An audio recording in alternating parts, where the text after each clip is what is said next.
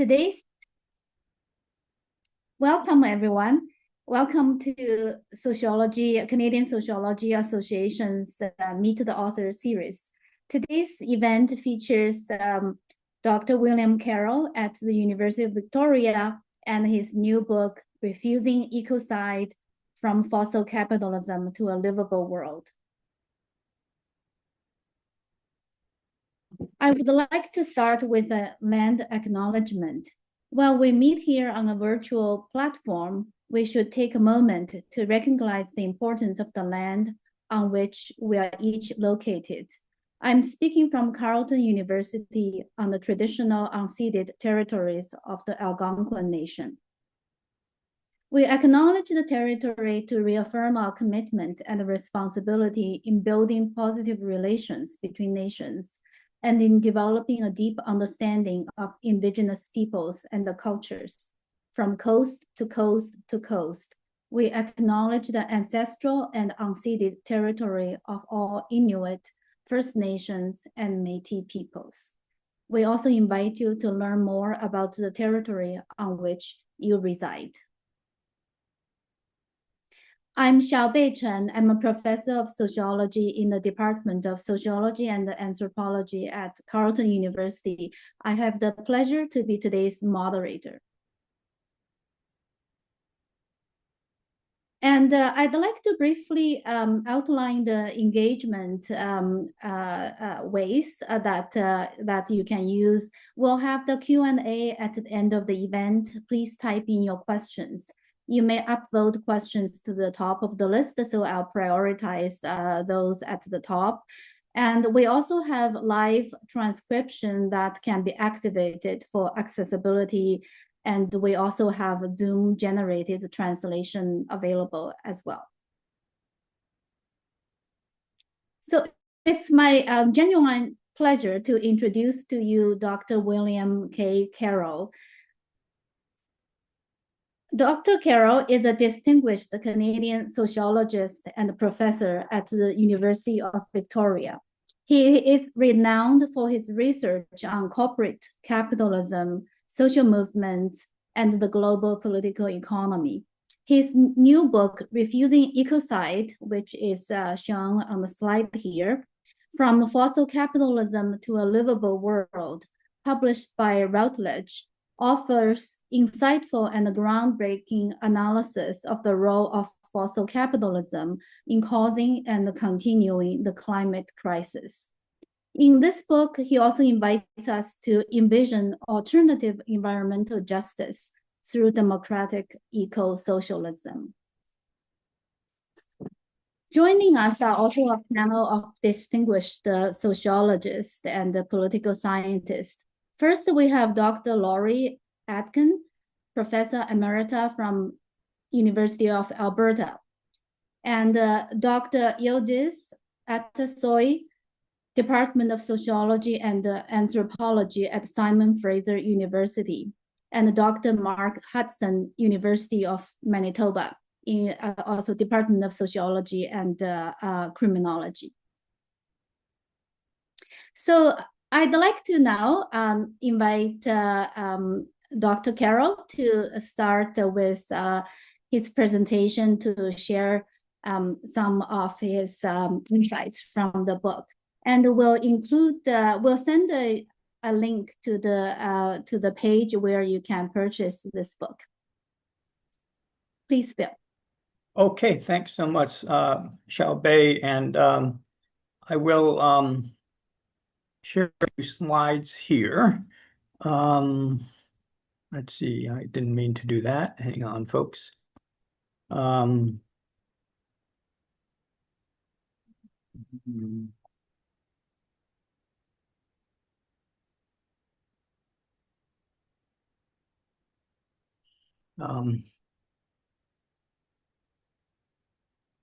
more time. Yeah.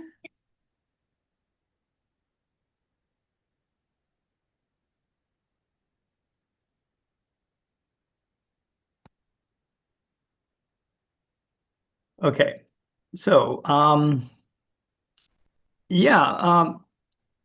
basically This book had its origins in a shirk project, a partnership that brought together a team of about 100 researchers and activists. And our task in the corporate mapping project was to map the power of Canada's fossil fuel sector and its allies. And there's a companion article that was published recently in Journal of World System Research that you could look up if you don't have time for the full book. So just mention that. But in the corporate mapping project, we produced dozens of reports and articles and a number of books aimed at diverse readerships. And I was invited in 2002 by Marcello Musto to write a book for a series he edits called Critiques on Alternatives to Capitalism. So I wrote this book between January and May 2024. And in keeping with the series theme, it has two parts, critique of fossil capitalism and alternatives, false and otherwise. So with that as background, let me present the gist of the analysis. And the book's introduction locates us in the midst of a climate crisis, climate disaster, really. And in the first chapter, I mobilized three concepts central to historical materialism, namely accumulation, imperialism, and hegemony.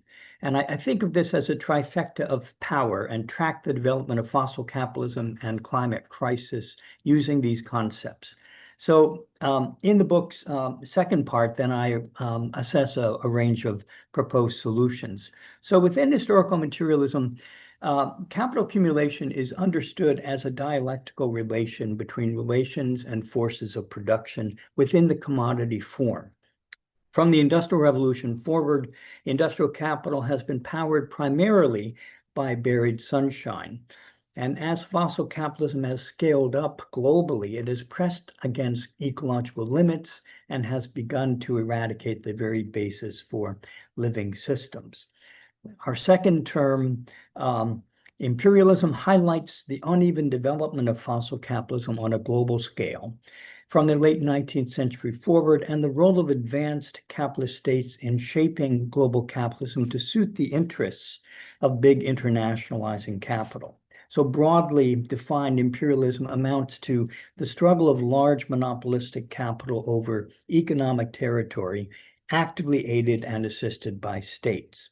And then the third term, hegemony, of course, is rule with consent of the ruled, right? A form of leadership in which persuasion predominates over coercion, but is backed by the threat of coercion. Combined with accumulation and imperialism, the struggle for hegemony has been a fundamental process in the development of fossil capitalism. So in chapters 2 and 3, I focus on fossil capitalism in the years since World War II in particular, and the imperial mode of living that has linked capitalist states and centers to societies elsewhere whose socioecologies are organized to transfer products of cheap labor and elements of nature from the global south to the global north. In the 1980s, the rise of neoliberal globalization gave the imperial mode new life, but the neoliberal boom was short-lived. And since the financial crisis of 2008, no viable alternative to neoliberalism has emerged. The scenario is really one of organic crisis, bringing a great variety of morbid symptoms, as Gramsci put it. As the crisis deepens, the regime of obstruction has been pivoting to an emergent project, climate capitalism, which is the topic of chapter 4. So climate capitalism follows in the grooves of neoliberalism. It privileges markets and the creation of profit over opportunities over state-led planning. And in climate capitalism, many of the new terrains of accumulation are in the global south. In fact, carbon markets and offsets are integral to eco-imperialism and the new corporate enclosures. And geoengineering schemes, also part of climate capitalism, aim to contain the crisis through silver bullet technologies, yet capitalism's social relations ignored by climate capitalism are holding back real possibilities for a just transition. So Fortunately, solutions are not the only initiatives on offer in addressing the climate crisis. 3 alternative projects explored in Chapter 5 move us toward real solutions. 2 of them, issuing from the global north, argue either for an extension of social democratic reform to the climate crisis, that's the Green New Deal, or a shift away from capital's growth imperative, as in degrowth. The third project, emanating from indigenous lifeways in the global south, is Buen Vivir, Living Well, which presents a deep critique of imperialism and extractivist capitalism.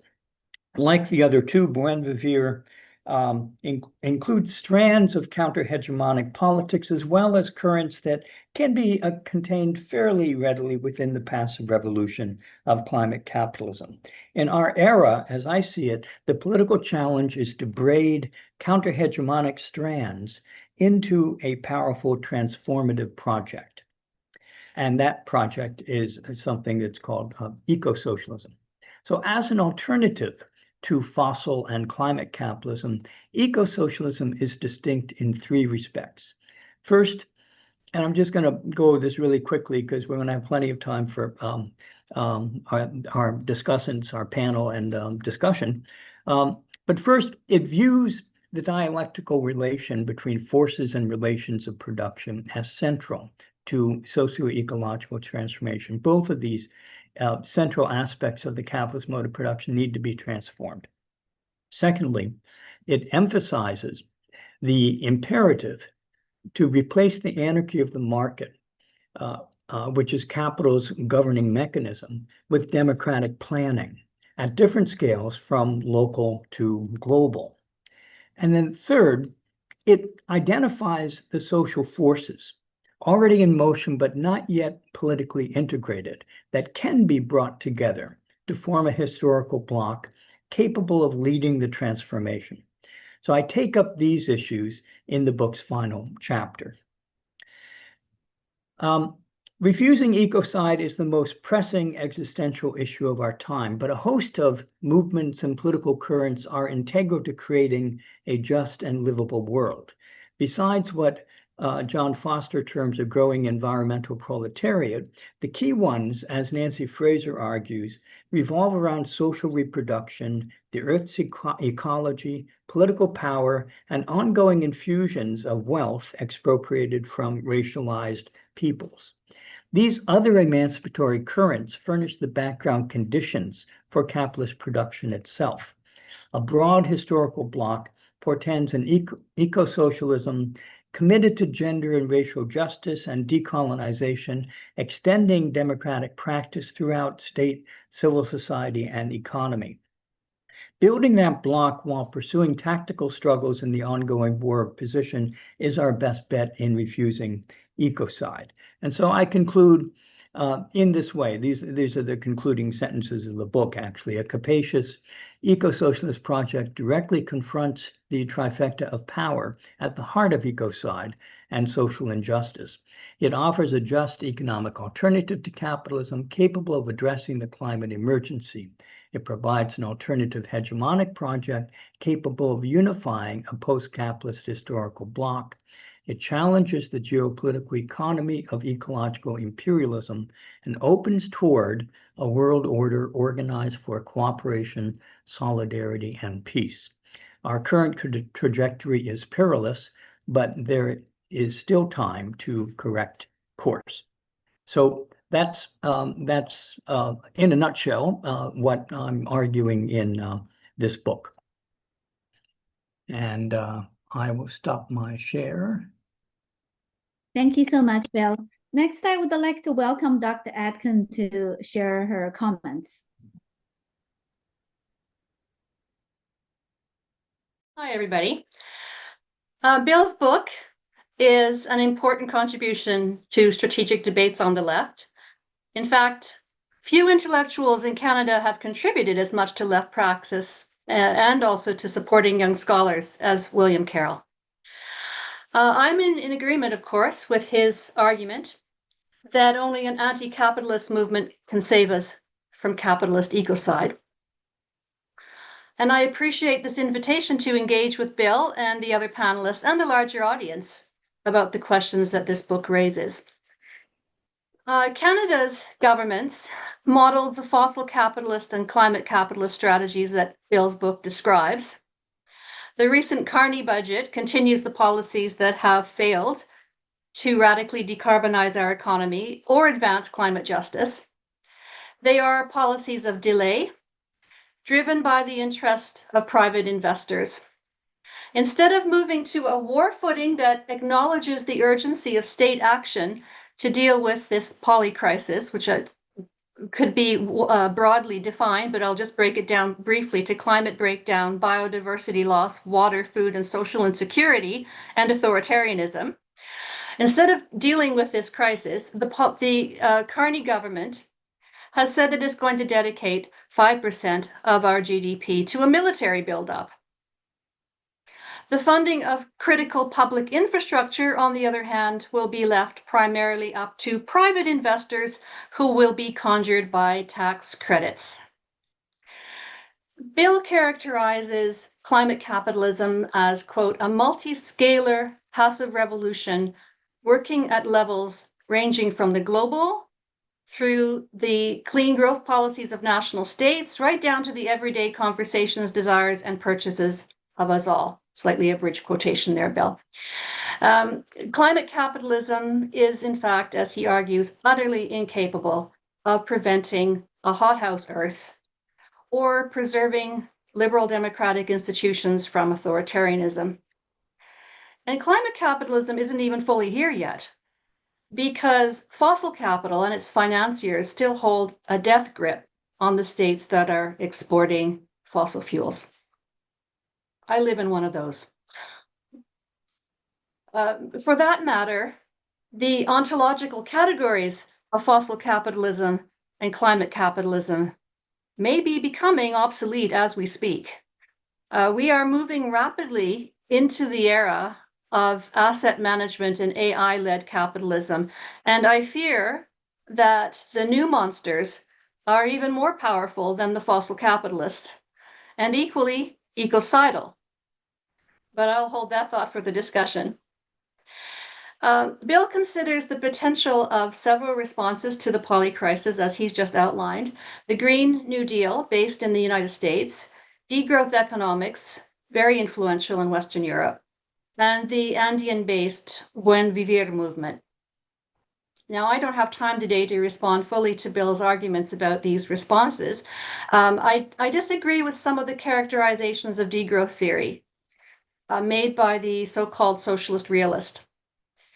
I do, however, agree that degrowth is probably not a label that can rally a historical block of social forces in most contexts. And this naming problem, about which I was writing in the 1990s, really focuses our attention on what might constitute the potential glue of an ecological anti-capitalist historical bloc. In my view, this is a question that will have different answers in different political, economic, and cultural contexts. And it raises for us in Canada the question of what do we think about climate justice as the handle for such a bloc? In regard to the question of, and the discussion in the book of agency, I would just caution that we should be careful not to subsume Indigenous peoples to the environmental proletariat. Decolonization is contingent, definitely, on the death of capitalism, as Glenn Coulthard argues, but it's not reducible to anti-capitalist struggle. Decolonization also means the dismantling of colonial states and other institutions that reproduce colonial relationships, and in fact, a race regime, which is in many instances quite extreme.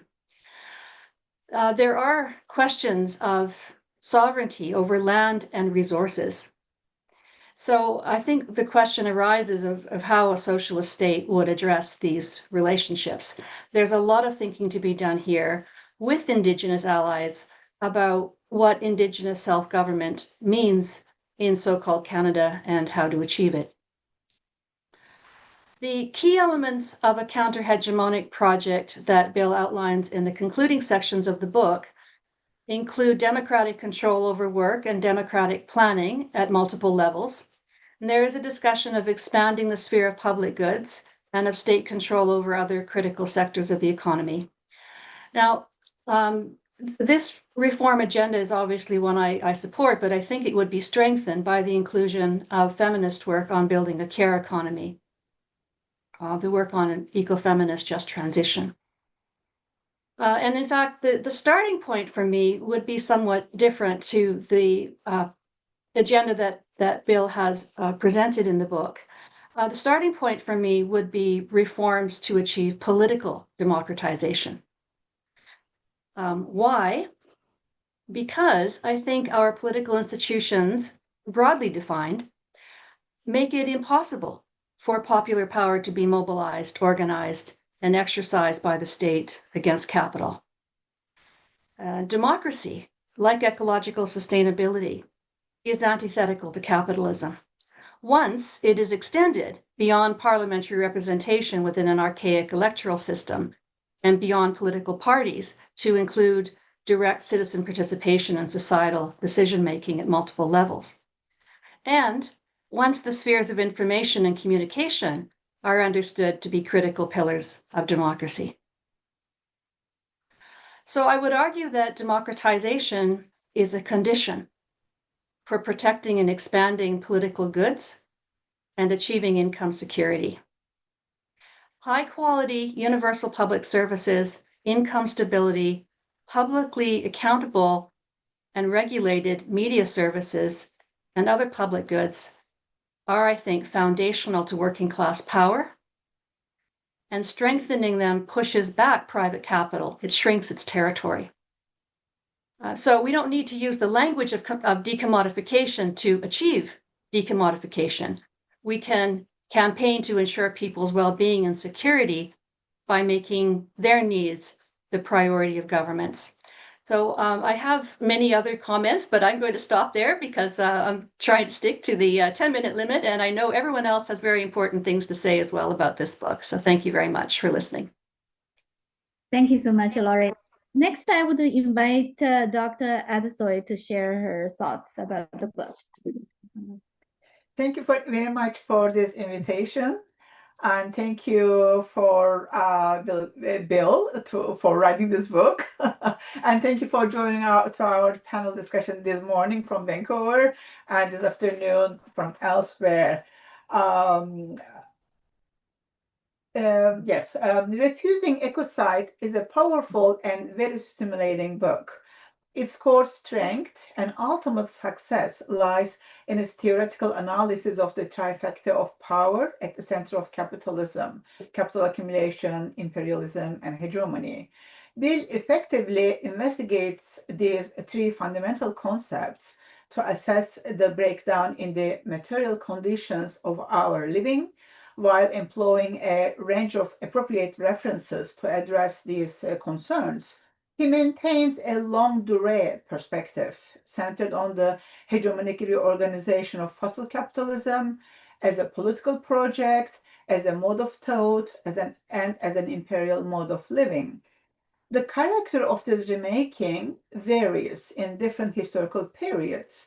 Each period is subject to differing and conflicting interpretations, tactical alliances, and political struggles that promote and challenge existing socioeconomic, sociocultural, and socio-ecological arrangements. Hence, the significance of Bill's use of the Gramscian lenses of hegemonic power block, passive revolution, and organic intellectuals.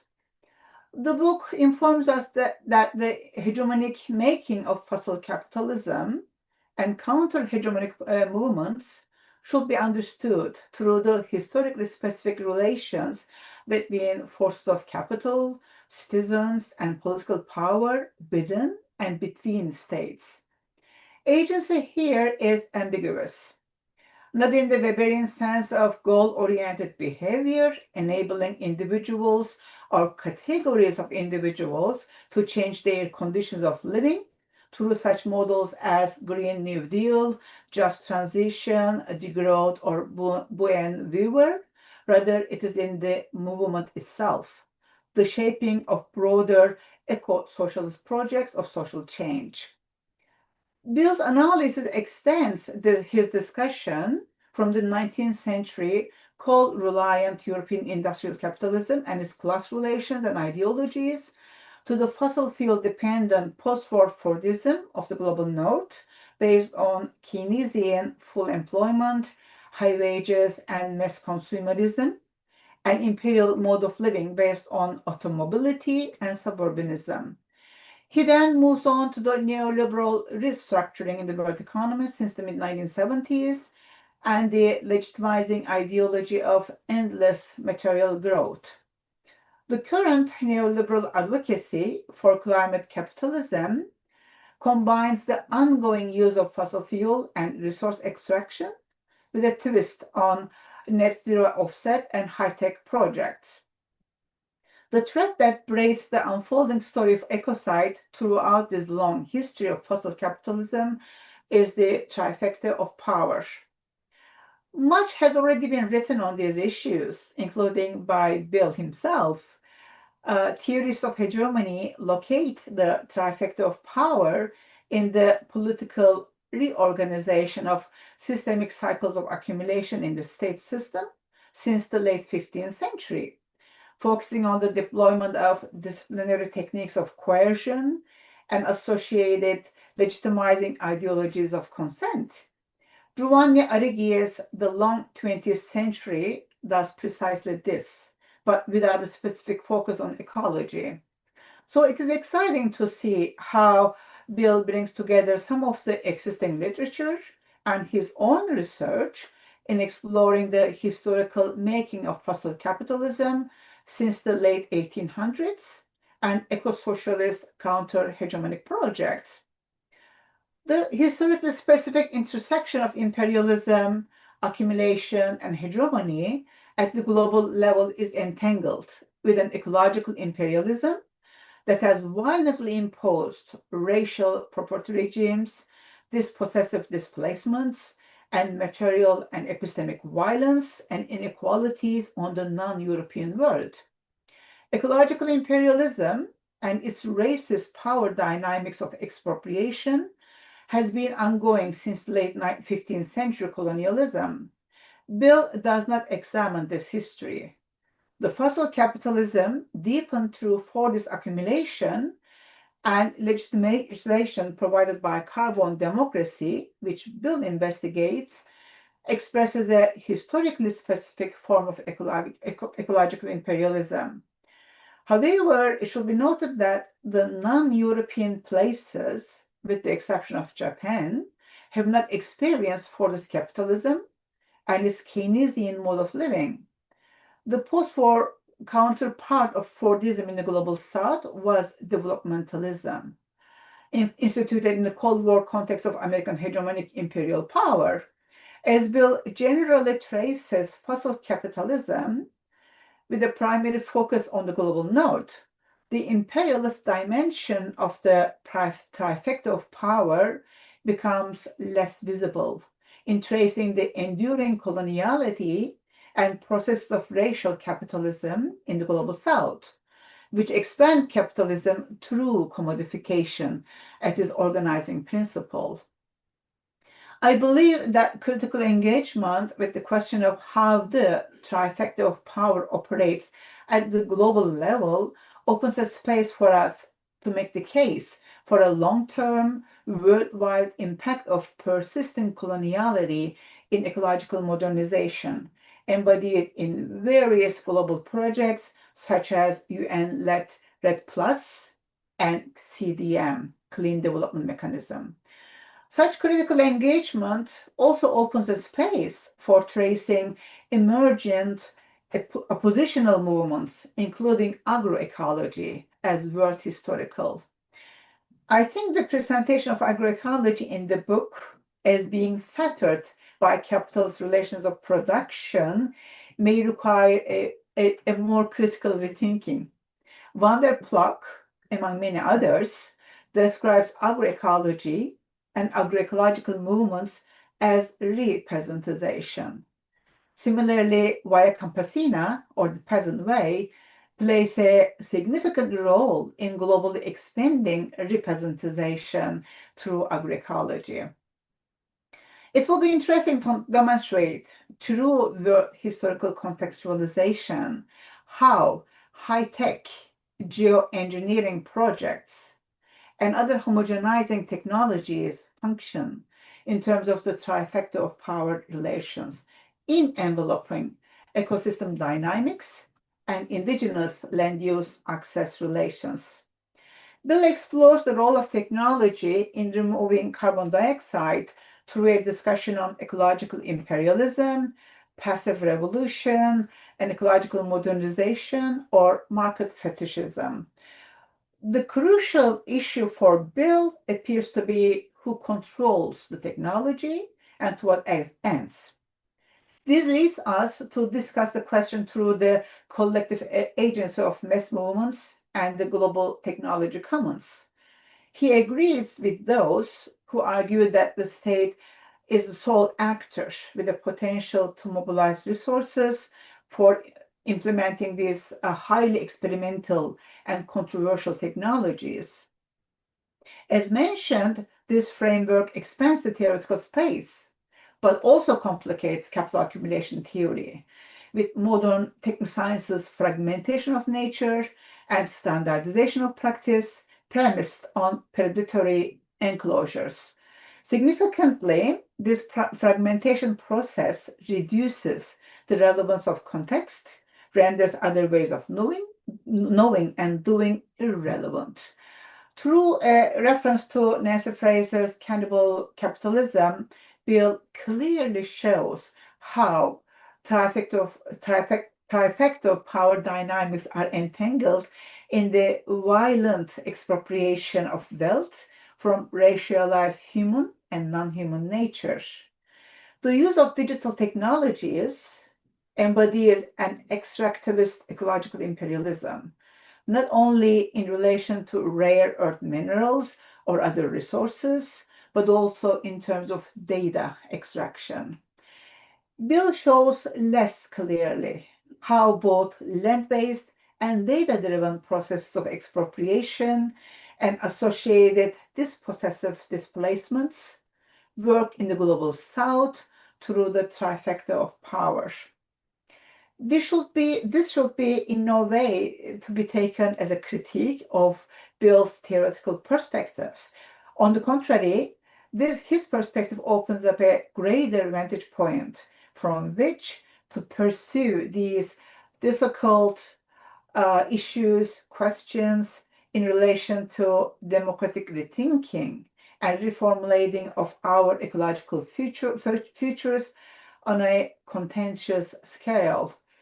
Simply put, Bill's book offers a powerful, penetrating theoretical framework and a well-ordered methodology to better address the ontological, existential challenges of ecocide. Thank you. That's it from me. Thank you so much, Yıldız. Next, I would like to invite Dr. Hudson to speak. All right, thank you very much. Thanks, first of all, Bill, obviously, for writing this book. Hugely important in this particular moment. Thanks also to Laurie and Yıldız for your comments. I'm trying to kind of, as the last presenter, you're always kind of trying to adapt your comments so you don't retread ground that has already been traveled. So I'll do my best not to cover any of that ground. And thanks to the organizers for asking me to be a part of this. It's a real honor. Bill is a titan of Canadian sociology, and I've benefited hugely, not just from his thinking, but also from kind of mentorship and support from Bill. So great to be here. As I say, the book is really much needed, I think, in this particular moment. Bill provides us with a work of like real synthetic clarity. So there are plenty of other scholars that have written on the relationship between capitalism, climate, and nature, and they appear frequently in the kind of background of this book. So it, first of all, is a great guide to sort of the development and history of thinking on these questions. But Bill also provides this kind of desperately needed service in very clearly and accessibly pointing to this trifecta of processes that we've talked about, right? Accumulation, imperialism, and hegemony. I might think of those latter two as kind of necessary buttresses to the primary pillar of accumulation. Not to say that those two don't have enormous implications for people's lives and experiences, but I see them, I think, as processes that emerge alongside of that main pillar of accumulation, supporting it, shaping its patterns, but sort of acting alongside as supports. But regardless of that small quibble, I think Bill is absolutely right in his emphasis on the need for any counter-hegemonic project with a snowball's chance to challenge all three, right? That is to say, we cannot be sort of we can't slice these up and in the way that we do analytically in our practices. We have to address all three. So first of all, I guess what I want to say is how great it is to have a book that's rooted in a historical materialist frame. It does not shy away from grappling with the real economic, political, and ideological powers of capitalism, but then also takes the step of saying that we can refuse ecocide, the ecocide that capitalism inevitably entails. And especially right now, as we're reading the news of what's happening in Belém, in Brazil, it's super important to keep our eyes on what's required from regular people if we hope to maintain a livable planet. It's increasingly clear that elite politics are not going to get us there, trapped as they are in the trifecta that Bill identifies. So the book is structured around an assessment, as Bill said, of the current conjuncture of fossil and maybe climate capitalism. And he does a great job of kind of pulling the air out of the sails of the clean growth and green growth hopes that seem to make up so much of environmental politics and discourse. And then he moves on in the second section to address the question of what, given that conjuncture, what's actually needed by way of a political movement to refuse emphatically ecocide. So I'm going to talk a little bit about the assessment first and ask Bill a couple of questions about that. So warm your pen up, Bill. And then move on to some questions about the politics of an eco-socialist counter-hegemony and where that might come from. So there's this really nice history in the book of the development of fossil capitalism's hegemony, taking us, through early fossil capitalism into relatively recent history of the Fordist Compromise, and then beyond its kind of collapse, the rejection of that Fordist Compromise in favor of redisciplining labor and in favor of the restoration of profit into the neoliberal period. And there, he ties that Fordist Compromise to the Great Acceleration, where we see fossil fuels sort of cemented as a lifeblood, in Matt Huber's words, of Western existence. And there's a suggestion there that neoliberalism is kind of carrying on in a zombie form, right? Kind of lacking vitality or much energy behind it, but sort of staggering around and taking up a lot of space nonetheless. So I guess that latter aspect of the analysis leads me to my first question, which is whether or not, Bill, you would write this book any differently if you were starting today than when you started writing the initial draft of the manuscript. So if we're kind of following that Gramscian tradition that you're so well known for advancing, a lot depends on the analysis of the current conjuncture. So what kind of hegemony would an eco-socialist project be confronting? What kind of ground is a counter-hegemonic project starting on? And you addressed this, I think, a bit in your comments earlier today, but maybe I can push a bit on it. And it seems to me that neoliberalism might kind of even be getting beyond the zombie stage. And I think it's not unreasonable to suggest that maybe it's fully dead in some places. But I would certainly love to hear your thoughts on whether you think that same zombie hegemony is what an eco-socialist project has to attune itself to, or if you think the ground has shifted. And I'm thinking, of course, of the potential ascendance of a conservative hegemonic challenger with really a fundamentally different worldview, a set of priorities, motivating values, and networked to different fractions of capital. Still obviously tied to that trifecta you talk about, but I think with certainly a different cultural, ideological, and maybe material basis to it. So there's a related question, I guess, about what you think bound the working class to neoliberalism in its heyday as a hegemonic project. So you make a really good case for this in terms of carbon democracy and the sort of enlistment of the global north or a section of the global north's working class into that project. We have 50 years of a neoliberal hegemony that has basically concentrated on beating the working class up. So I just wonder whether or not you think that the working class has been in some ways enlisted into that neoliberal hegemony, or whether or not you see it as its victims. So if we move then from the analysis of the present moment to the question of where we might look for the resources, contradictions, crises, and practices that might form the basis of a counter-hegemonic project, I really appreciated your focus on these three areas of social forces, practices, and organizational forms, right? Very clear. Of course, there's a long-standing history of debate and discussion on these in questions about revolution. So I was reminded, for example, about Mike Davis's book, Old Gods and New Enigmas, where he takes up this question of social forces, right? He's asking where we might look for an ecologically centered or at least ecologically attuned revolutionary subject. And as I recall reading that book, he wasn't super optimistic about finding that, but suggested that if we were to find one, it would come from a kind of what he calls an informal proletariat, right? This is a proletariat that's found in the kind of like urban slums of the global south in particular, but also from other groups of dispossessed, marginally attached folks. And then he highlights the need to enlist a kind of a confluence of diverse struggles.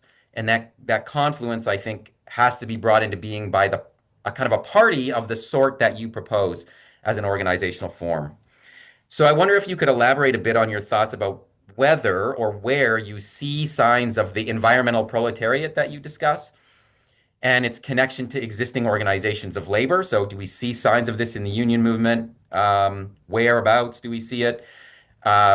Indigenous organizations, social reproductive movements, ecological movements. Do you see signs of confluence that could be amplified or accelerated? And I guess I asked that question in the context of Canada, as well as globally. And then there's a question, I guess, and Laurie alluded to this a little bit when she talked about sort of, the Carney budget and these projects of national interest. And it's about the question of nationalism in a counter-hegemonic project. So one of the things that Gramsci and also Davis were concerned about is this question of nationalism within revolutionary struggle.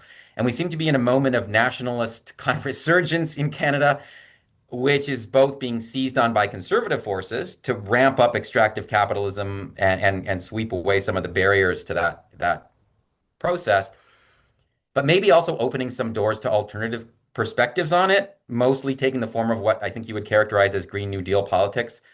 So nationalized industrial policy, reshoring, green energy, build out of public infrastructure, reinvestment in economies of care.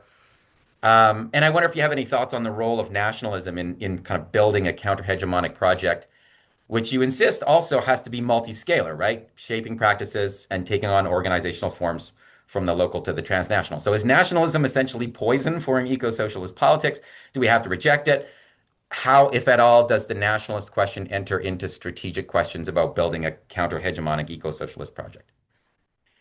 And then my last question, if I just have 1 or 2 minutes left, is on this concept that you bring up about disaster socialism, and you and I have exchanged 1 or 2 emails on this question. So lots of folks in the audience will be familiar with the notion of disaster capitalism, coming out of conservative political theory, of course, but then illuminated and developed by Naomi Klein, in which capital seizes on moments of disaster to kind of further projects of dispossession, privatization, deregulation, and discipline. And you propose, Bill, a flipped notion of disaster socialism, which will respond to disasters by caring for and empowering disaster victims and then restoring affected ecosystems. And I would just love to hear more about this idea, since there does seem to be something to build on there. On the one hand, states are already, in very insufficient ways, doing some of this work. So welfare states do frequently include some kind of disaster assistance during and after events. There seems to be something to build on there, but I'm just curious about what you kind of envision as disaster socialism. And I guess that question is really about whether or not post-disaster conditions are conducive to empowerment and care in the same way that Klein and Milton Friedman, et cetera, proposed that they were ripe for disempowerment and accumulation and privatization.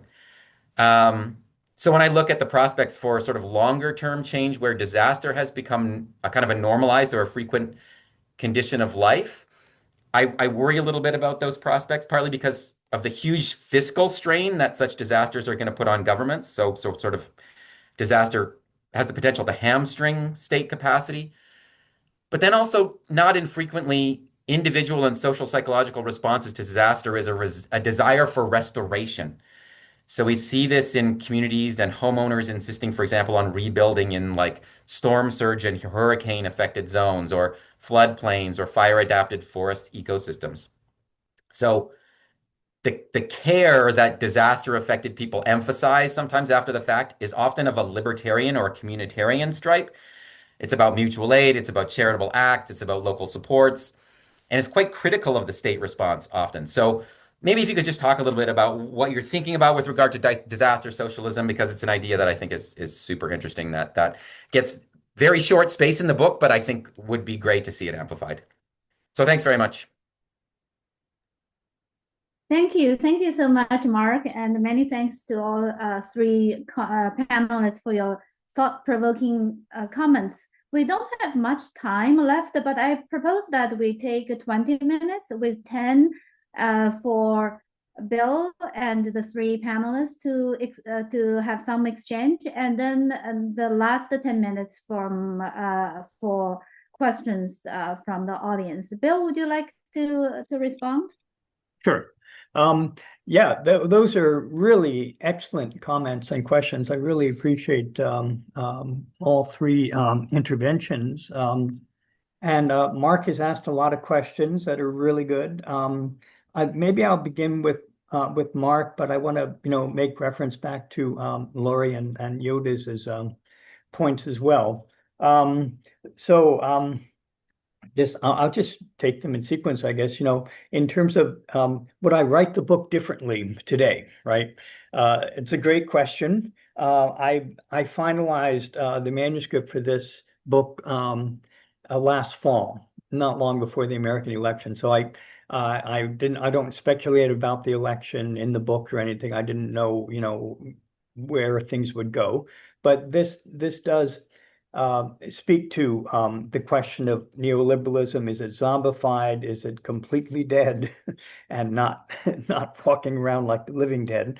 And I would say there's still a kind of zombie neoliberalism in effect, simply because there isn't any really clear alternative, but that's been articulated on the left or right that's really persuasive and has a lot of traction. However, I think the Trump project is somewhat distinctive, and it is a kind of extractive populist project of aggressive imperialism. It's a different kind of imperialism. It's not the kind of neoliberal globalization imperialism. It's more of a real strong state-centered imperialism about making America great again, as the slogan goes. So that is, I think, a difference, in fact, that obviously other capitalist states are responding to, and various social forces around the world are dealing with Trumpism, if we want to call it that. I think the general rise of fascist political currents is something that Laurie was talking about as well, in terms of the need to democratize and to put democratization really at the center or the top of the agenda. And I think that is a really important insight for sure. But the other thing, and this is something that Laurie mentioned as well, the whole kind of AI pivot. Even a year ago, when I finalized the manuscript for the book, I really wrote it in the spring of 2024. But when I finalized the manuscript, AI hadn't quite achieved the kind of AI bubble prominence that it now has. And of course, the bubble's going to burst pretty soon, I would say. But in any case, AI, as a kind of transformative bundle of technologies that is I think very, very important as a as a kind of shift within capitalism. And Yıldız, mentioned that extractivism includes data extraction, and that, the whole development of surveillance capitalism is a really important element that I don't take up in the book. I mean, the book is really laser focused on fossil capitalism, and there's a lot that's left out when I do that. I do try to make gestures toward a wider picture, bringing in Nancy Fraser's analysis of cannibal capitalism, but it's not really at the center of the discussion, and that could be seen. Well, it is a limitation of the book for sure, but it's a decision I made early on to really focus it that way, and to focus it around the trifecta of power. But what bound the working class to capitalism? Was the working class? I think I would say that the working class, the 50 years of neoliberalism, this kind of era that we've been in, has been an era that has immiserated the lower fractions of the working class, if you like. But the more professional, managerial, certain elements of the more affluent salaried employees in particular have often done pretty well under neoliberalism. So I think there's been a kind of disorganization of the working class, not just the attack on trade unionism, but the actual economic structural impact of neoliberalism has fractured the working class and certainly led to the immiseration of many people. But these impoverished members of the working class are not politically organized to really put forward an alternative hegemonic project at this point, and that's partly what the book is talking about: the need to develop that new political instrument that can really pull together a historical bloc. And the social forces, Mike Davis, I think that I'm totally in agreement with his kind of approach in terms of a confluence of diverse struggles, certainly including the dispossessed as a crucial aspect of that block. In terms of, I was thinking of other issues that came up in the discussion there. I think the question of geoengineering, Yıldız mentioned that. How does geoengineering actually function? Certainly my take on it is the key question is who controls geoengineering, but also, of course, certain kinds of geoengineering are very dangerous. Potentially very dangerous. We don't really know. It's an experiment in real time, basically, a lot of this stuff.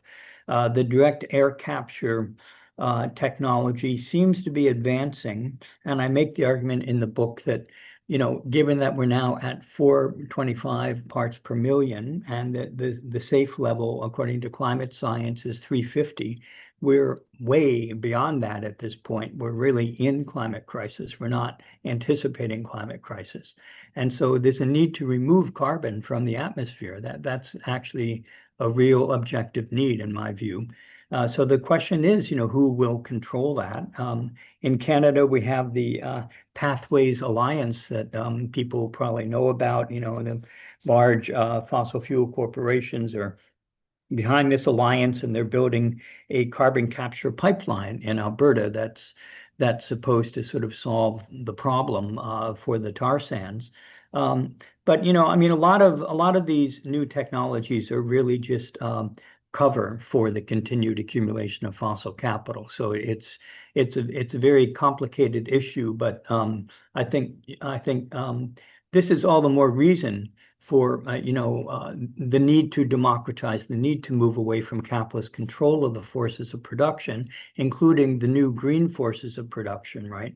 I mean, the project of climate capitalism is to bring these new forces of production into effect under capitalist control. And eco-socialism needs to have a clear analysis and an alternative strategy and vision for how to actually deal with the climate crisis and get us out of the mess that we're in.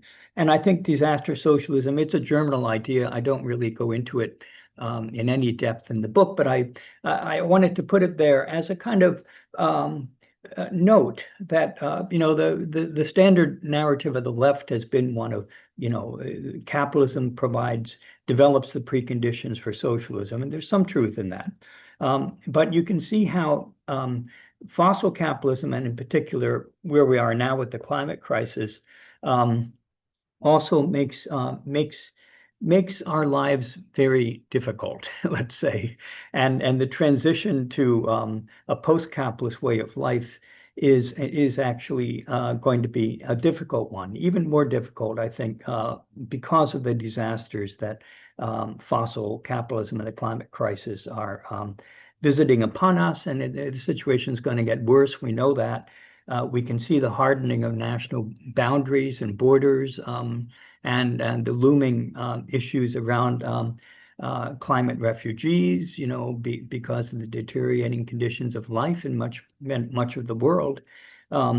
We desperately need an alternative vision, an alternative way of life. It does have to be partly a nationalist struggle, that is to say, located nationally and trying to engage in hegemonic struggle over what our national interest is, right? And trying to develop a national interest, let's say, within Canada, that also is compatible with a more internationalist understanding of our responsibilities and opportunities in the world as we find it today. But I'm looking at the clock and noticing that I better stop speaking and see what kind of other questions we have. Thank you, Bill. So if the three panelists have a quick comment or question, we can take one from each of you. Otherwise, we'll go to the audience questions. Yeah. Okay. Yıldız. I thank you for your responses, Bill. Yeah, these are really difficult issues and contentious issues, really, especially in relation to the technology. I mean, the Christian Parenti wrote this in his the piece, and then you quote him in relation to the left's position in relation to technology. It's very, very contentious, really not clear. For me, there's also another question here. I mean, the question of who controls it and how to democratize the technology are important question, but I'm not sure really how to democratize the technology itself as a system. I mean, and also its deeply rooted connection with imperial science, as James Scott called it, right? And also epistemic dominance of quantitative rationality in developing these technologies. And these technologies, algorithmic, predictive trajectories, they all seek to fragment, standardize, predict, and control, and thus subject nature to external prescriptions, really. So when technology is evolving, unfolding this way, I am not sure how and I think there's a great need to discuss about this more fully. I mean, I'm not expecting you to answer that question, no doubt. So yeah, but there is a need really on the left to discuss what it means to democratize it when the science is imperialist, really. Yeah. Mm-hmm. Yeah.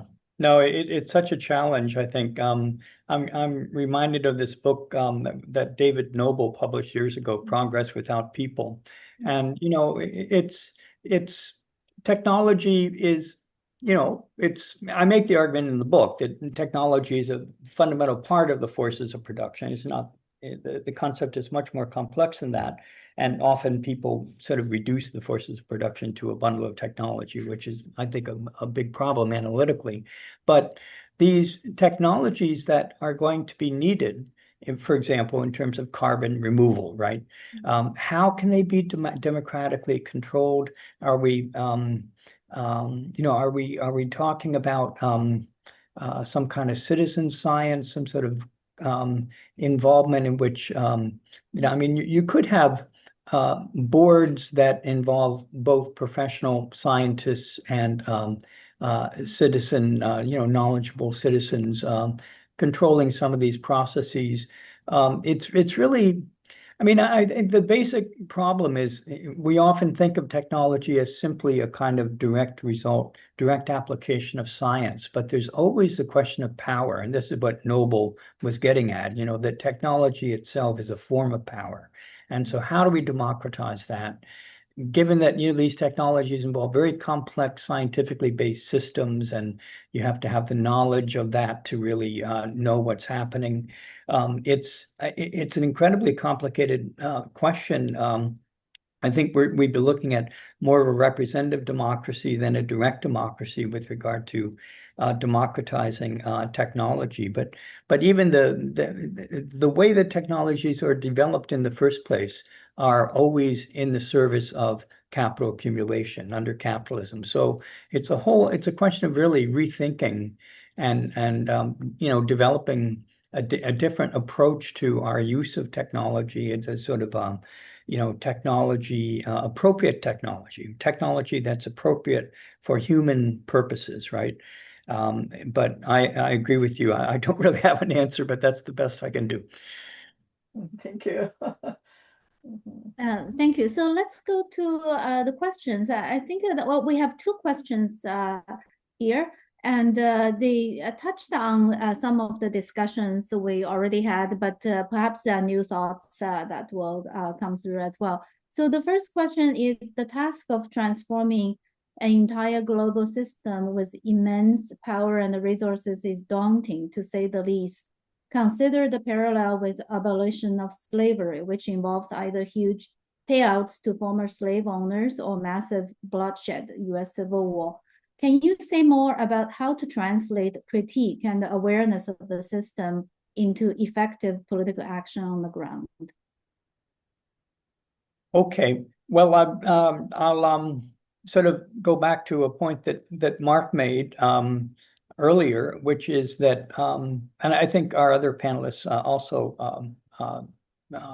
got into this, which is that it's although the book was written for a general audience, so it has references to my work in Canada, and but it's not really focused specifically on Canada, and it's not really focused on a specific policy package. It's not really operating at that level.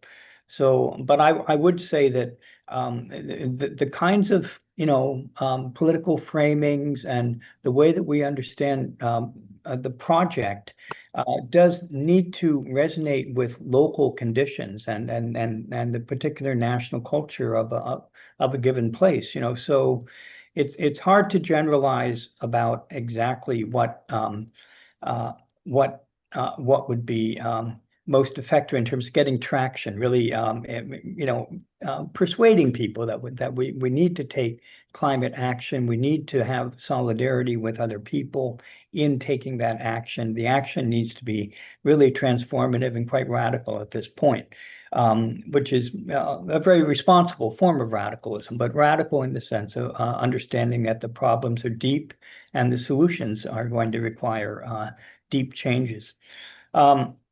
But it's, as I say, like the specificities really are specific to given places. I have this kind of critique of degrowth, which would be an example, I guess. Degrowth probably does work as a resonant ideological framing for certain groups. And it does come out of a kind of professional managerial standpoint. But it doesn't work for a lot of other people. And so, to simply have a movement that's centered upon degrowth is, in my view, not going to work. I think Laurie made the point about, well, maybe we should be thinking in terms of climate justice as a framing. And I agree, that's a much more resonant framing of what the project really involves. And it gets us more to both the national and local as well as international level when we're starting to talk about climate justice. So the next question is, the book mentions neo-fascism, but almost incidentally.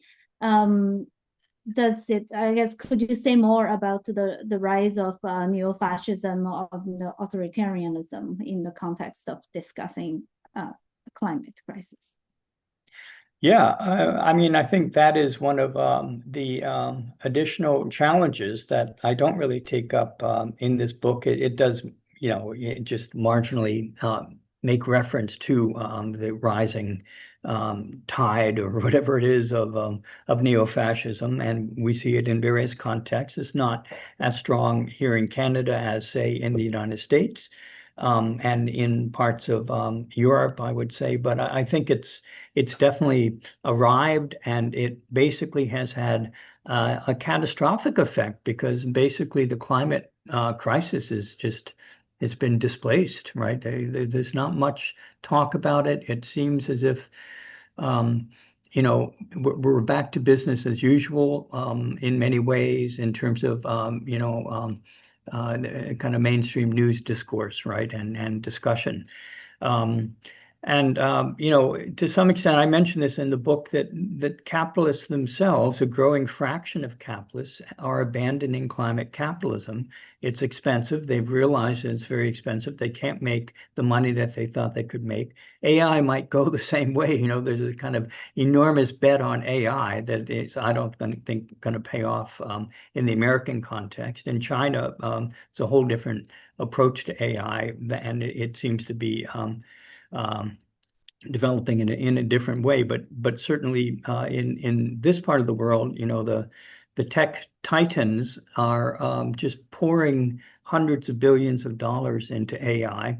And again, the actual climate crisis, which is not going away, it's getting worse day by day, really, is off the front pages. It's really hard to find a lot of discussion of it now. It's as if the capitalists have moved on from the climate capitalism project, and they're back to drill baby drill. So and it does articulate with a kind of fascism, I think, that particularly if we think about Trumpism, his emphasis on resource imperialism, very, very aggressive resource imperialism, and fossil capitalism, total full-on fossil capitalism, closing down the modest programs, right, that the Biden administration put into place just a couple of years ago, right? So that's where we seem to be. It's the situation is even more perilous than when I wrote this book, unfortunately.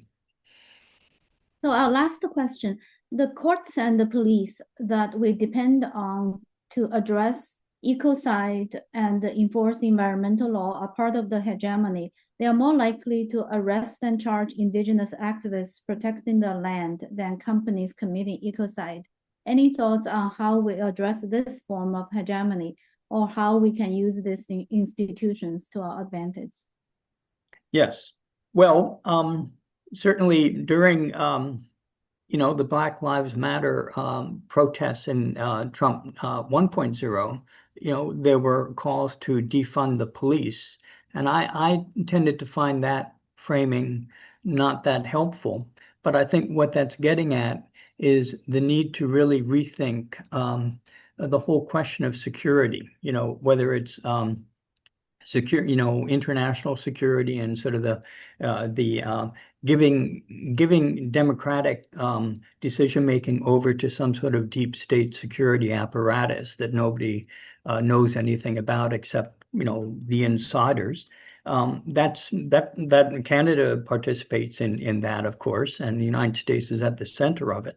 But rethinking public safety, and certainly, the RCMP and this question is entirely correct. There's an enormous kind of racism involved in the high rates of arrest and incarceration for Indigenous peoples.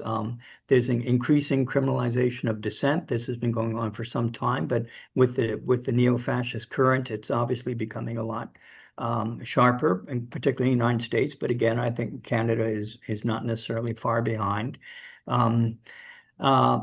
So I think, yeah, we need to part of the eco-socialist program, I think, needs to be addressing these questions of public safety and security and how to actually bring about, a safe, peaceful world through practices that are democratic rather than authoritarian.